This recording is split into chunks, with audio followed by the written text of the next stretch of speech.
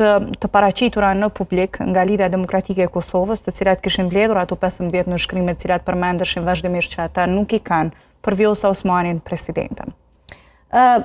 Fillimisht, sa i përket kandidaturës së zonjës Rushiti, unë po them ne i nënshkruam kandidaturat e zonjës Hoxha dhe Rushiti vetëm kur ishim në ditën e fundit të afatit kushtetues për zgjedhjen e presidentit, edhe fakti që ne ja kemi dhënë nënshkrimet, absolutisht nuk e konteston as objektivitetin, as përvojën, as peshën të cilën ato e kanë pas në jetën publike.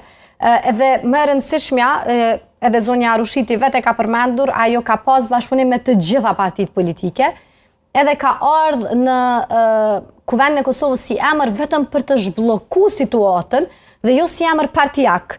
Në asnjë moment, domethënë, por si person i shoqërisë civile, e cila ka pas një farë mbështetje edhe nga gjithë shoqëria civile si një person që mund dhe do ta përfaqësonte mirë vendin.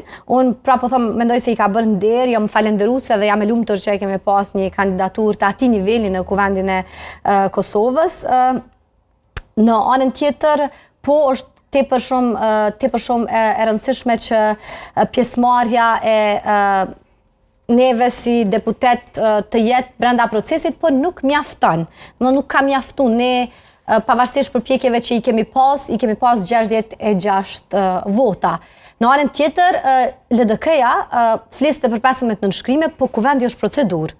Në kuvend, ju e dini, ne e propozuam